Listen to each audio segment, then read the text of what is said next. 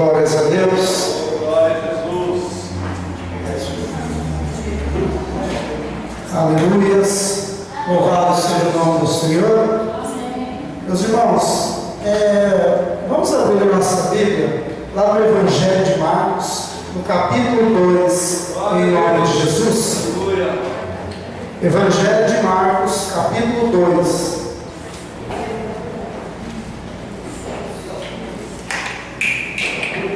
Glórias a Deus.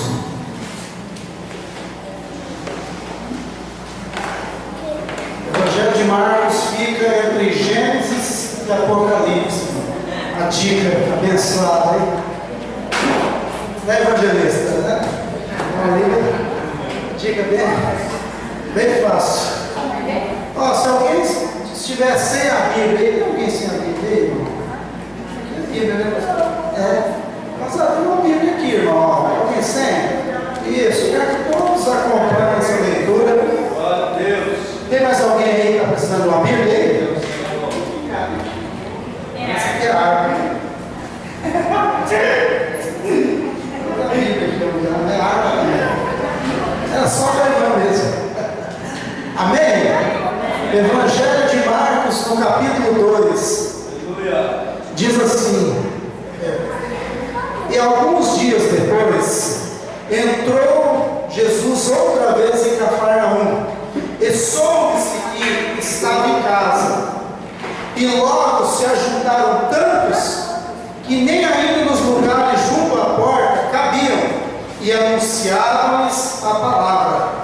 E vieram ter com ele, conduzido um paralítico, trazido por quatro. E não podendo aproximar-se de Jesus por causa da multidão, descobriram o telhado onde estava, e fazendo um buraco, baixaram o leito em que jazia o paralítico. E Jesus, vendo a fé deles, disse ao paralítico: filho, perdoados estão os teus pecados. E estavam ali assentados alguns dos escribas, que arrazoavam em seus corações, dizendo: por que diz este assim blasfêmia? Quem pode perdoar pecado, senão Deus? E Jesus, conhecendo logo em seu espírito que assim arrazoavam entre si, lhes disse: por que arrazoais sobre estas coisas em vosso coração? Qual é mais fácil, dizer ao paralítico: estão perdoados os teus pecados? Ou dizer: levanta-te e toma o teu leito e anda? Ora, para que saibas que o Filho do Homem tem na terra poder para perdoar pecados, disse-lhe ao paralítico: a ti te digo, levanta-te, toma o teu leito e vai para a tua casa. E levantou-se e, tomando logo o leito, saiu em presença de todos, de sorte que todos se admiraram e glorificavam a Deus, dizendo: nunca tal ouvimos. Diga graças a Deus. Feche seus olhos em nome de Jesus. Grande Deus e eterno Pai, em nome de Jesus, ó Pai, me coloco diante da Tua presença neste momento e peço a Deus que o Teu Espírito Santo possa me usar nesta noite, ó Pai, com intrepidez, ó Pai, para anunciar a Tua palavra, ó Pai. Eu preciso de Ti, ó Deus, sou dependente do Senhor, ó Pai. Então, Senhor, me usa neste momento, ó Pai, para falar de Ti, ó Pai, para pregar a Tua palavra aos corações, ó Deus, e que esta palavra vá e produza um fruto em cada coração. É o que eu te peço em nome de Jesus. Amém? E graças a Deus. Meus irmãos, quando eu vejo este capítulo, o Espírito Santo nos ensina algo interessante, que ele bate muitas vezes de frente com muitas ideologias, muitos raciocínios por aí, em relação a este acontecimento. A Bíblia diz que, o próprio Senhor Jesus diz que, olha, o Espírito Santo, aquele que o Pai enviar, o Senhor Jesus disse que o Espírito Santo primeiro ia nos ensinar e depois fazer lembrar. Lembrar o quê? Aquilo que ele ensinou na palavra. Tá? Então a Bíblia diz que o Espírito Santo é quem nos ensina e o mesmo Espírito Santo que nos faz lembrar. Então, por isso que é muito importante, no momento da mensagem, independente de quem pregue, muita atenção mesmo, porque se existe um momento que Satanás mais tenta atrapalhar a pessoa que está ouvindo, é no momento da mensagem. Por quê? Porque ele conhece a letra, ele conhece a Bíblia de Gênesis e Apocalipse, mas ele não tem o que eu e você tem, que é a revelação do Espírito Santo. Então, quanto mais nós aprendermos da palavra, mais difícil fica para ele nos atacar ou nos atingir de uma forma que possa nos derrubar. O próprio apóstolo Pedro, uma vez, ele disse: olha, se vocês guardarem essa palavra no coração, se vocês forem zelosos em cumprir, ele diz no final do versículo: olha, jamais tropeçareis. Se eu e você quisermos ser, vamos dizer assim, uma coluna na presença de Deus, um baluarte, uma pessoa preparada, nós devemos ouvir e guardar a palavra de Deus. O Tiago diz: olha, tornai-vos praticantes e não somente o quê? Ouvintes. Por que Tiago dizia isso? Para que nós não fôssemos levados por ondas de doutrinas, sabe? Doutrinas de homens que não produzem fruto nenhum. Se a minha palavra, se a palavra de qualquer pregador estiver em desarmonia com a palavra de Deus, isso não é do Espírito Santo. Porque a Bíblia diz que o Espírito Santo não é o quê? Um espírito de confusão. O Espírito Santo não deixa confusão na cabeça dos irmãos. Ele não deixa aquela dúvida que a pessoa fica pensando, não sabe o que faz, não sabe, não. Ele é claro, ele é objetivo, e ele é revelado através da palavra. Então, nestes últimos tempos, vamos dizer assim, nós temos que tomar muito cuidado, mas muito cuidado mesmo. Nós temos que ser pessoas sóbrias. Jesus disse: vigiai e orai. Olha o interessante que Jesus colocou. Ele não disse orai e vigiai. Ele disse: vigiai e orai. Estar o quê? Estar atento. Atento aos acontecimentos que está acontecendo nesses últimos dias. Nós vemos em televisões, nós vemos em rádios a violência, o pecado se alastrando, pais matando filhos matando pais, casamentos sendo destruídos. Tudo aquilo que desagrada a Deus está acontecendo de uma forma assim acelerada, porque Jesus diz: olha, por aumentar a iniquidade, o amor de muitos se esfriará. Por isso que é de suma importância nós estarmos atentos ao quê? A voz do Espírito Santo. E preparados. O apóstolo Pedro diz: olha, nós temos que estar preparados para quê? Para respondermos segundo a nossa esperança, ou seja, segundo aquilo que acreditamos. Eu preciso estar preparado. E eu preciso buscar onde? Na palavra de Deus, essa preparação. É por isso que Jesus, quando estava orando, na oração que Jesus fez pelos discípulos, ele disse algo ali muito importante, muito lindo e muito poderoso. Ele diz assim para Deus: santifica-os na verdade, a tua palavra é verdade. Jesus estava orando e ele dizia: santifica-os, nós dizemos os discípulos, para aqueles que começariam a segui-lo, ele disse: santifica-os na verdade. A tua palavra é a verdade. Então, basta o homem querer ou não, o que está na palavra vai se cumprir. Jesus disse: olha, tudo passará, menos as minhas palavras, mas vão se cumprir todas. E um versículo muito poderoso também que diz assim: que Deus não é homem para mentir, e nem filho do homem para se arrepender. Diria eu e não faria? Deus está dizendo. Ou falaria eu e não fazeria? Então Deus não se arrepende de nada que Ele colocou na palavra. Glória a Deus. E Deus honra mais a palavra dele do que o próprio nome. Por quê? Porque nome de Deus tem um monte por aí. Deus não sei do que, Deus não sei do que.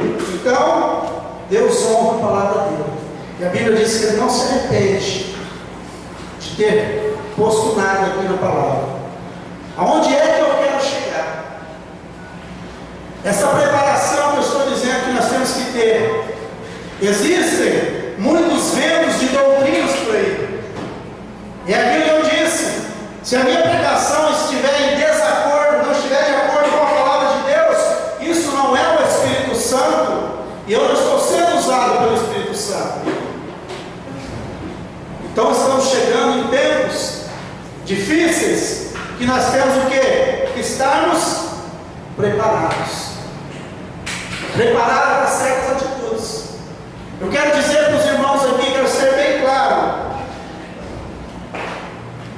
Se um dia o evangelista Samuel disser para algum de vocês aqui: irmãos, o anjo veio 3 vezes na igreja e abanou a asa e não viu você no banco, e ele voltou embora porque não te viu. Se eu falar isso, eu peço por gentileza que você coloque a mão na minha cabeça e expulse o demônio que está usando a minha boca. Se o evangelista fizer isso. Doutrina de demônio. Que isso, irmão? O senhor está sendo radical? Não, irmão. Estamos pregando a palavra. O Espírito Santo não é um espírito de confusão. Então, qualquer profecia, mas a profecia existe? Existe. A revelação existe? Claro que existe, mas ela tem que estar de acordo com a Bíblia. Se não estiver de acordo com a palavra, não, lance fora, jogue fora.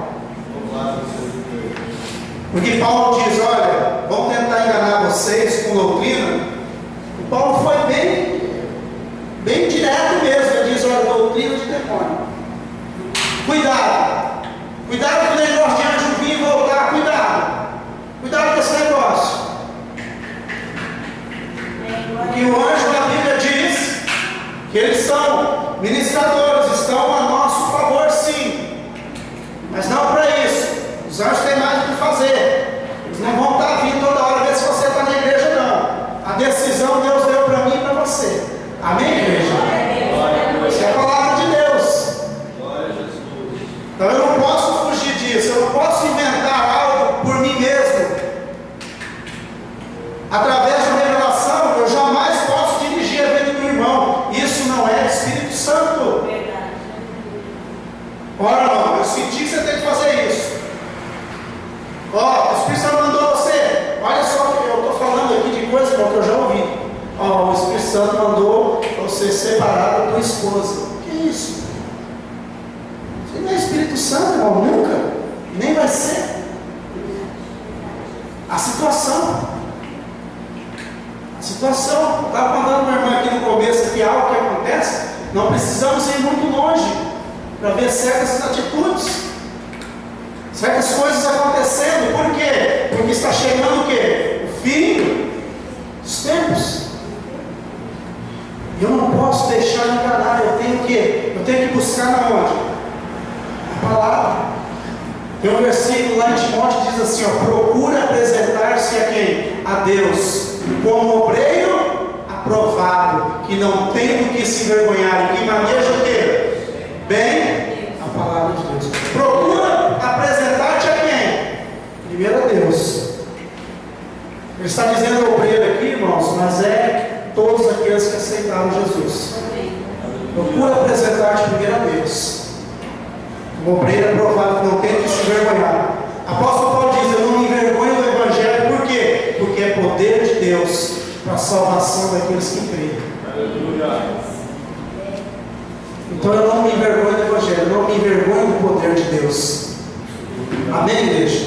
Amém. Então eu não posso me deixar o quê? Levar por doutrina. Eu preciso aprender a palavra de Deus. Jesus disse: olha, sabe por que vocês erram? Jesus disse: porque vocês não conhecem as Escrituras e nem o poder de Deus. E a Bíblia diz: o meu povo foi destruído por quê? Porque lhe faltou conhecimento. E a Bíblia também diz que Jesus crescia em estatura, em tamanho e conhecimento. Tamanho, graça e conhecimento para com Deus e os homens. Conforme Jesus ia crescendo, ele crescia em estatura, graça e conhecimento para com Deus e os homens. Jesus sabia que ia enfrentar os doutores da lei. Jesus sabia que ele ia enfrentar o próprio Satanás. Por isso que ele se preparou. Ele dizia: eu sei de onde eu vim e sei para onde eu vou. Aleluia. Então esse capítulo aqui de Marcos, eu quis fazer essa introdução para que você entendesse o que Deus colocou na palavra dele. Ela não volta atrás, ela não volta vazia, e ela se cumprirá. Então a Bíblia diz que Jesus estava em Cafarnaum. Chegando em Cafarnaum, ele chegou numa casa, e as pessoas descobriram que Jesus estava ali naquela casa. E a Bíblia diz que uma multidão começou a se aglomerar lá. Começou a chegar uma multidão lá. E Jesus ensinava o quê? A palavra. E anunciava quem? A palavra. O que é que Jesus usou contra Satanás no deserto? Poder próprio? Não. Ele usou o quê? Satanás disse para ele: olha, você é filho de Deus, transforma essa pedra em pão. Ele diz: está escrito. Está escrito: nem só de pão viverá o homem. Aí Satanás transforma ele lá no pináculo e fala assim: pula daí, se atira daí. Olha o que Satanás fez. Porque está escrito, olha o diabo tentando usar a palavra, está escrito que os seus anjos darão ordem a teu respeito, para não deixar você tropeçar. Satanás usou a palavra por ele. Aí Jesus respondeu para ele o quê? Mas também está escrito: não tentarás o Senhor teu Deus. Aleluia. Satanás não se conteve, foi lá e mostrou todos os reinos e falou assim: ó, isso eu vou te dar, se você se prostrar e me adorar. E Jesus novamente manda ele embora e diz: só adorarás o Senhor teu Deus, e só Ele servirá. Aleluia. Jesus respondeu lá. Aleluia. Não usou, porque a Bíblia diz lá em Filipenses que ele deixou toda a sua glória, despiu de toda a sua glória para se fazer carne, se fazer homem, como eu e você. Mas ele crescia em estatura, graça e conhecimento. Por isso é importante.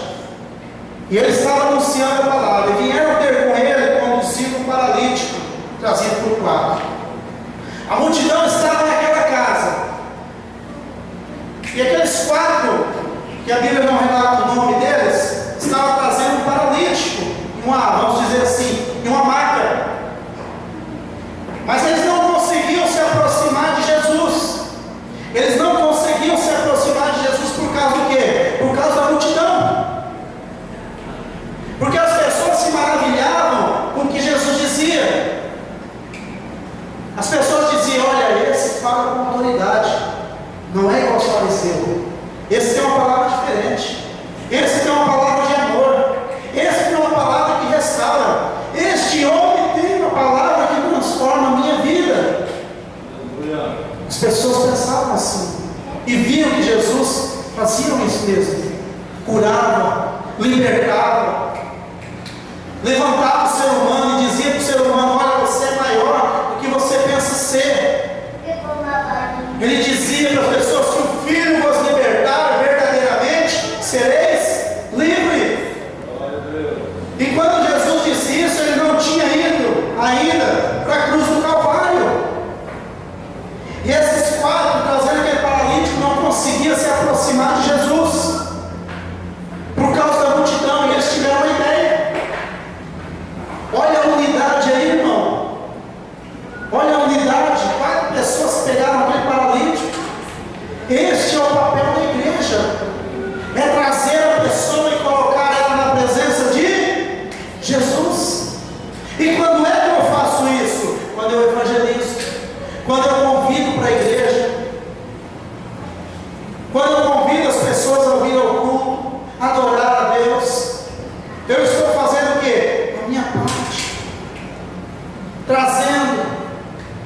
buscando.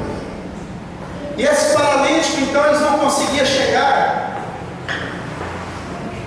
perto de Jesus. Eles tiveram uma ideia, falaram: vamos abrir um buraco aqui no teto e vamos descer esse paralítico. Eles mais ou menos analisaram aonde Jesus estava.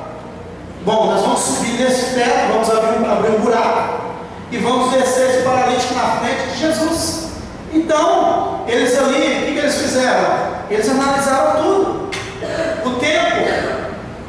Eles remiram o tempo, ou seja, eles aproveitaram o tempo. A Bíblia diz que nós temos o quê? Que remir o tempo. Estratégia. Jesus, quando estava no poço de Samaria, o que ele disse para aquela mulher? Ele falou sobre água. Aquele momento eles estavam falando sobre água, e Jesus disse: olha, eu tenho uma água que jorra a vida eterna, eu tenho uma água diferente. E começou a pregar o quê? A palavra. O apóstolo Paulo, quando esteve em Atenas também, ele olhou assim para aquele monte de deuses assim, ó. Aí achou um espaço vago que estava dizendo: ao Deus desconhecido. Aí o que Paulo pregou? Sobre o Deus desconhecido. É a oportunidade de pregar a palavra. E a palavra, irmão, uma vez pregada, ela não volta vazia. A pessoa pode até não aceitar o que você fala, mas aquela palavra já enraizou no coração dela, e um dia vai frutificar. Pode não ser aqui nessa igreja, mas vai ser em outra, não importa, mas ela vai frutificar. Por isso que eu não posso cessar de falar da palavra de Deus. Por isso que eu não posso parar de dizer: olha, Jesus te ama, Jesus liberta, Jesus cura, Jesus sara, Jesus restaura o seu casamento, Jesus restaura a sua vida. Eu jamais posso parar de anunciar esta palavra. Então aqueles homens aproveitaram a oportunidade. Eles aproveitaram a oportunidade. E eles abriram um buraco e desceram o paralítico, irmãos, na frente de Jesus. Aí Jesus disse assim: filho, os teus pecados estão perdoados. Aí pronto, ali Jesus arrumou uma confusão grande. Sabe por quê? Porque os religiosos também estavam ali. Vocês já perceberam que aonde Jesus estava tinha os fariseus? Eles seguiam Jesus? Todo quanto era lugar que Jesus estava, os fariseus estavam lá, tinha um ou dois, estavam lá. Isso não é diferente nos nossos dias, irmãos. A oposição, ela vem de casa. A oposição não vai vir do mundo. O diabo não vai usar pessoas lá do mundo para atacar a gente, não. Ele vai usar as pessoas que proferem a mesma fé. O negócio estava dizendo esses dias lá na chácara. Sabe por que uma decepção ela dói tanto? Porque ela nunca vem de um estranho. Ela vem de uma pessoa próxima. A traição, ela nunca vem de uma pessoa estranha. Com uma pessoa estranha você já fica esperando. Ela vem de uma pessoa próxima. Quem traiu Jesus? Discípulo dele. Quem negou Jesus e praguejou ele ainda? Foi quem? Um discípulo dele. Quem mais perseguiu Jesus? Os fariseus, que se diziam que filhos de Deus. Não foi os guardas romanos que perseguiam Jesus, não foi Herodes, não foi Pilatos que perseguia Jesus, foram os fariseus, que se diziam filhos de Deus. Note, a oposição ela vem de casa, das pessoas que se dizem proferir a mesma fé, viver a mesma fé. Então, todas as vezes que você for fazer algo para Deus, já se prepara para a oposição. Se prepara para a oposição. E como é que eu venço? Quando Paulo fala que nós temos que colocar o primeiro o quê? O capacete da salvação. Paulo diz: colocar e se revestir da couraça da justiça e o capacete da salvação. Por que o capacete da salvação? Porque tudo está ligado na onde? Na minha mente. A Bíblia diz: o Deus deste século, ou seja, Satanás, cegou o quê? O entendimento, para que não resplandeça o quê? A luz do Evangelho. Olha na onde Satanás É na mente. Quem é o nosso maior adversário? Alguém pode me dizer? As pessoas falam Satanás, não é. A Bíblia diz que ele foi reduzido a zero, a nada, pelo sangue de Jesus. O nosso adversário somos nós mesmos. É a nossa mente, a nossa incredulidade. A nossa incredulidade é o nosso maior adversário. Guarde bem isso. A nossa incredulidade, a nossa maneira de pensar é o nosso maior adversário. O nosso corpo. A Bíblia diz: resistir ao diabo e ele fugirá de vós. Mas a nossa natureza, Paulo manda o quê? Nós fugimos. Nós fugimos. O diabo ele manda a gente resistir que o diabo foge. Agora ele manda algo que é mais forte do que a gente, que é a nossa natureza, os nossos desejos carnais. Então note, o capacete da salvação, proteger primeiro a mente, para não perdermos a salvação. Então aquilo, volto a repetir, aquilo que a palavra diz, ela é verdade.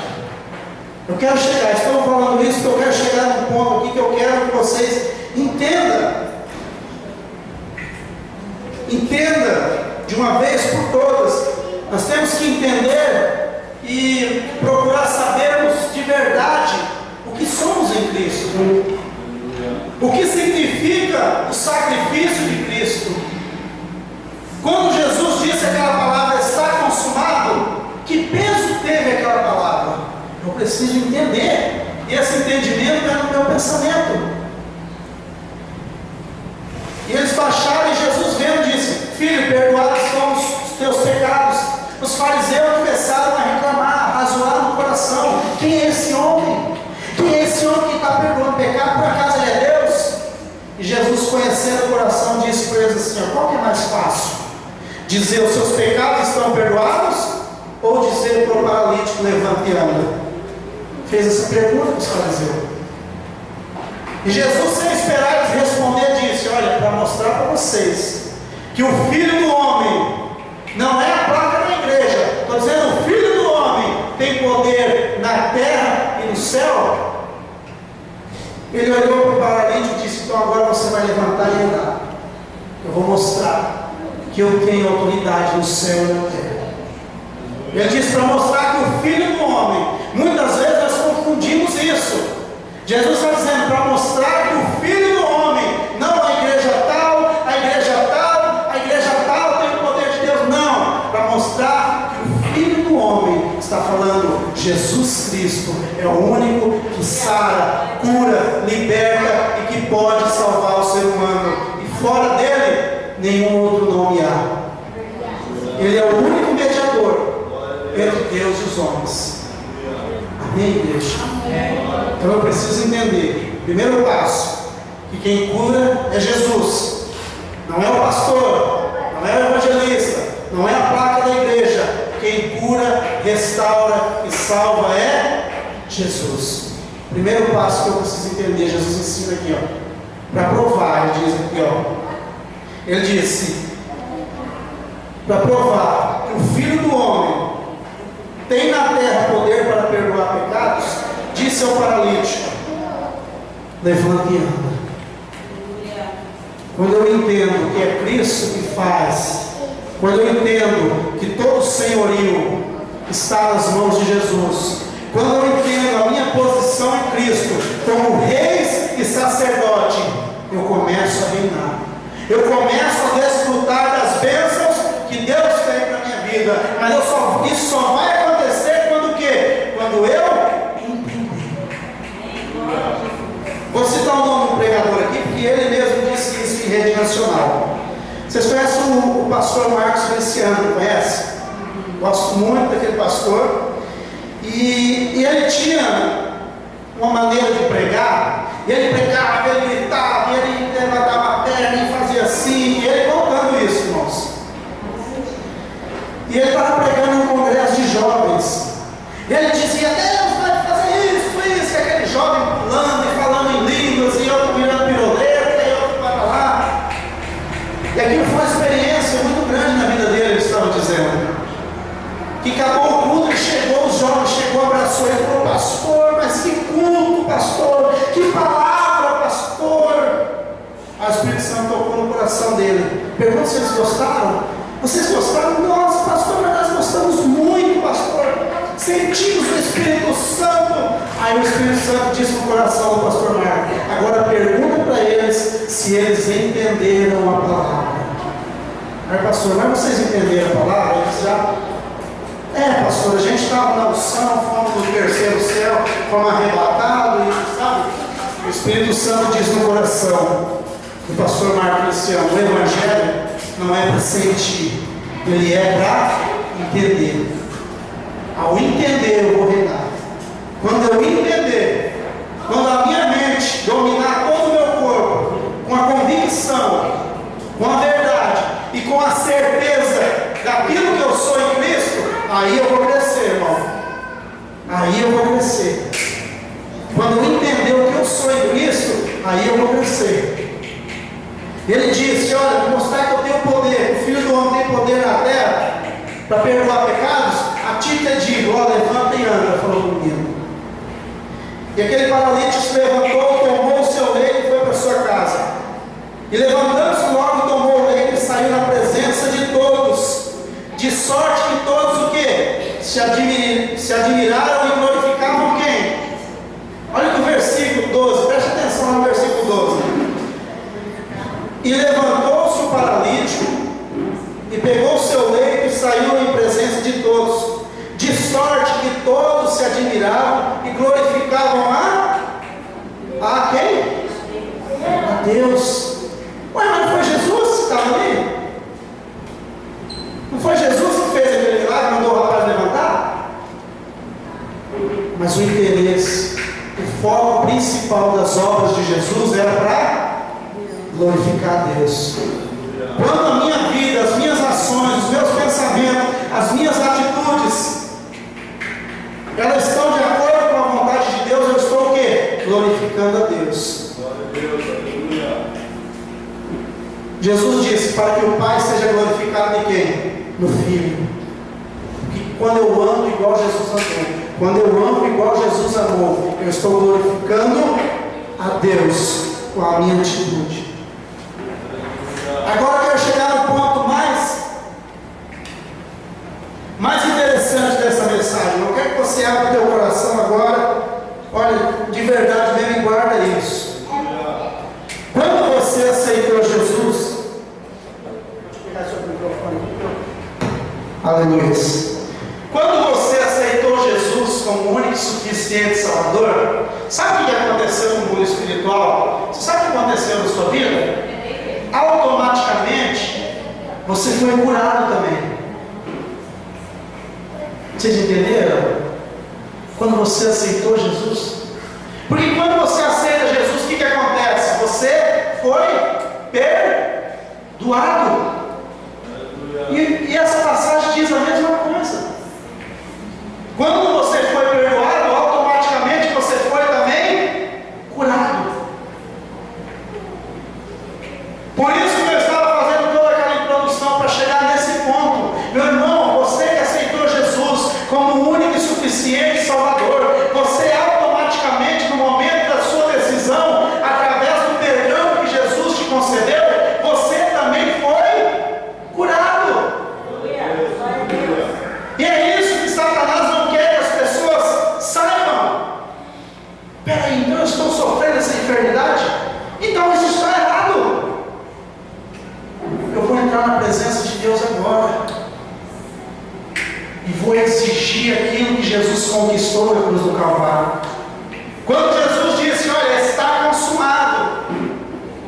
Quando Jesus estava crucificado, ele disse: está consumado. Automaticamente os meus pecados foram perdoados, toda doença, toda enfermidade foi levada aonde? Na cruz do Calvário. Ele diz: está pago, está consumado. Ué, irmão, mas e por que eu estou sofrendo ainda? Porque eu preciso entender e acreditar naquilo que Jesus fez. Quero falar algo particular, irmão. Para mim chegar hoje aqui e pegar essa palavra, irmão, eu passei um dia daqueles. Satanás usou pessoas próximas para me chegar hoje e ministrar essa palavra. Porque o diabo não quer que as pessoas descubram isso. Quando você aceitou Jesus, automaticamente você foi. Tinha uma mulher em São Paulo, irmãos, que ela estava em estado já, como se diz, terminal, mas ela tinha um problema, parece que era nos pulmões, que ela tossia muito, sabe? Ela escarrava sangue, ela não conseguia nem falar. E a mãe dela era uma pessoa crente. E vários pastores foram orar lá e disseram: irmã, já isso vai passar, você estará na glória com Deus, já isso vai passar, vai. E todos oravam da mesma forma, sim, na boa intenção. Não, isso vai passar. E ela gritava de dor, mas não saía nem voz, porque ela não tinha força, ela estava só um ossinho na cama. E um dia ela pegando assim, ela virou o rosto lá, tinha uma Bíblia, ela foi abrindo. E a Bíblia abriu lá em Isaías 53, que diz que pelas suas pisaduras fomos sarados. Porque Ele levou sobre si toda enfermidade, toda doença, a Bíblia diz, e ela deu aquilo. E ela chegou e começou a chamar: mãe, ela falou, mãe, não tinha nem voz. Mãe, o que foi, minha filha, o que foi? Mãe, a Bíblia diz aqui que Jesus levou toda a enfermidade, mãe. Ah, sim, minha filha, está na cruz do Calvário. Não, mãe, mas isso é para mim. Isso é para mim, mãe. Ela dizia na voz do baixinho. Minha filha, a mãe naquela tristeza, sabe? Minha filha deve estar delirando ali já. Ela disse: mãe, não, traz a minha roupa, eu vou me levantar. Mas minha filha na situação. Não, mãe, Jesus levou essa enfermidade. E ela colocou aquilo no coração dela. Mãe, me ajuda, mãe. A mãe dela começou a chorar, minha filha deve estar. Ficou triste pela situação. E ela foi se levantando, a mãe dela foi pondo ela de pé, 1 dia, 2 dias, ela com aquela palavra no coração. Com 1 semana, irmão, ela estava de pé. Os médicos choravam. Por quê? Porque ela entendeu aquilo que Jesus fez na cruz do Calvário. Aleluia. Glória a Deus. Ela não simplesmente olhou e leu: olha, Jesus levou toda a enfermidade. Não, ela disse: se Jesus fez isso, Ele fez por mim. Glória a Deus. Se Jesus levou toda a enfermidade, toda a doença, então isso para quem Ele levou isso? Para quem que Jesus levou toda a enfermidade e toda a doença? Para mim, para você, irmão. É para que nós pudéssemos desfrutar da saúde de uma vida e de uma vida abundante. Mas o que acontece? Eu preciso acreditar. Não só da boca para fora, eu preciso guardar isso no meu coração. Jesus levou. Irmão, vai ter doença, irmão, sabe? Então Jesus vai ter um problema sério com Deus lá. Porque Jesus vai dizer para o pai: pai, é o seguinte, o senhor escreveu aqui que eu levei todas as enfermidades, não foi? Ou tinha algumas separadas que não era para me levar? A Bíblia diz: todas. Não, irmão, mas a AIDS, sabe? Não, irmãos, isso aí para Jesus não é nada. Mas na onde que está o problema? Aqui, ó. Quando Davi entendeu que ele foi ungido rei, ele se levantou e falou: peraí, eu fui ungido rei? E o que é que a Bíblia fala que eu e vocês, que nós somos? Reis e sacerdotes. Aleluia. Mas quando é que isso vai se cumprir na minha vida? Quando eu acreditar. Quando eu mudar a minha maneira de pensar. Não, isso é uma aprovação de Deus. Não é. Enfermidade, doença não é aprovação, irmão. Se você pegar a palavra que Jesus diz: no mundo tereis aflições,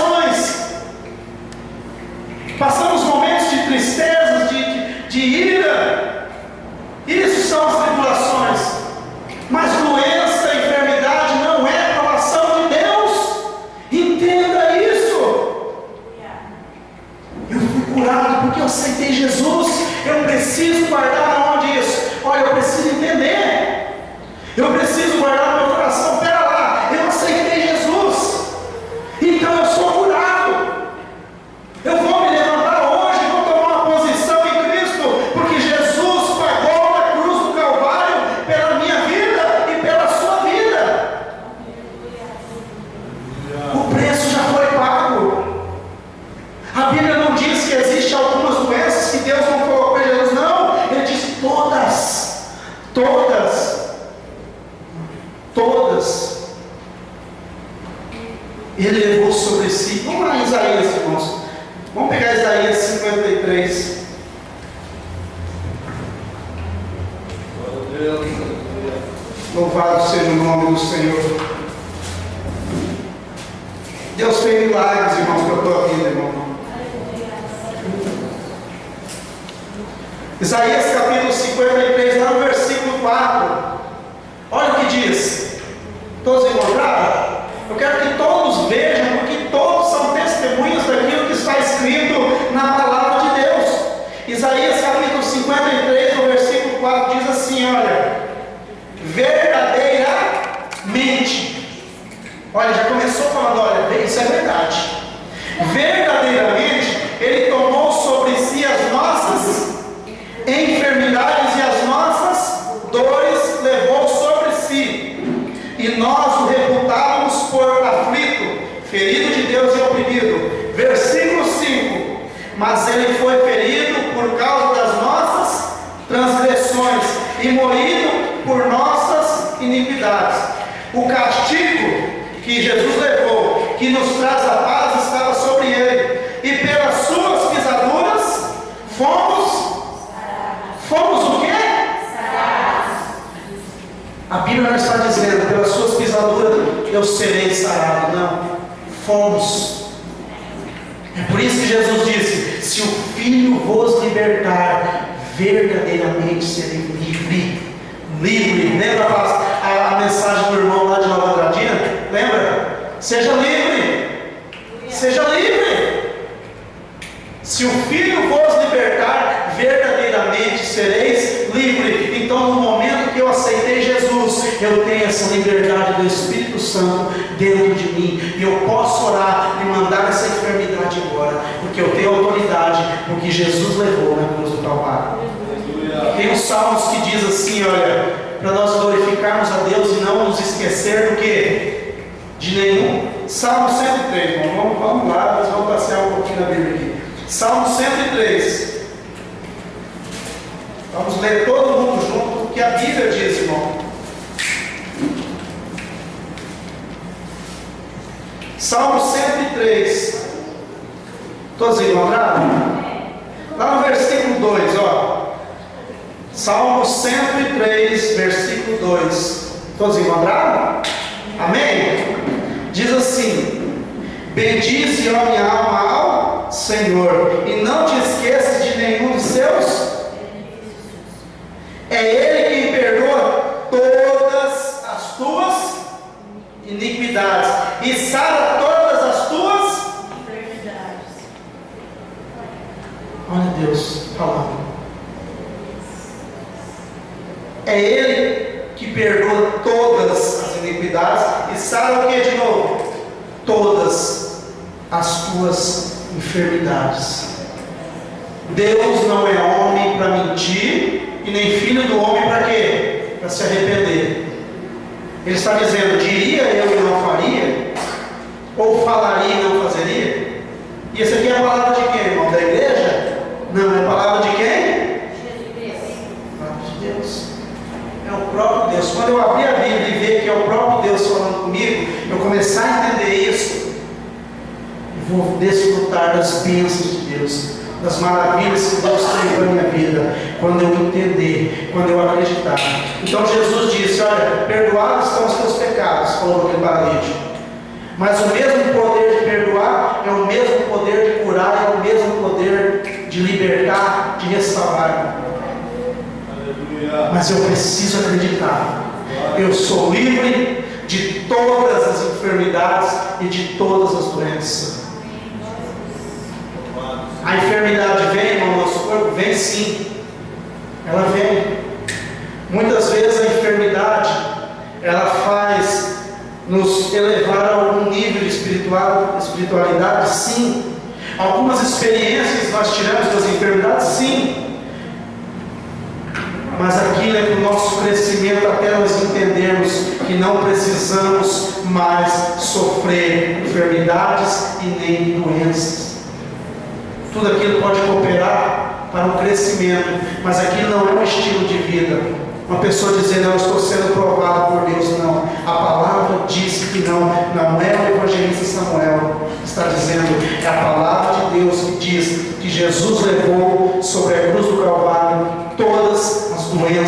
e todas as enfermidades. Amém? Mas eu preciso o quê? Entender, brigar com a minha mente, mudar a minha mente, a minha maneira de pensar, a minha maneira de dizer, a minha maneira de falar, de agir, muitas vezes, que é fora da palavra. Eu preciso estar de acordo com a palavra de Deus. Amém, igreja? Se coloque de pé, por gentileza.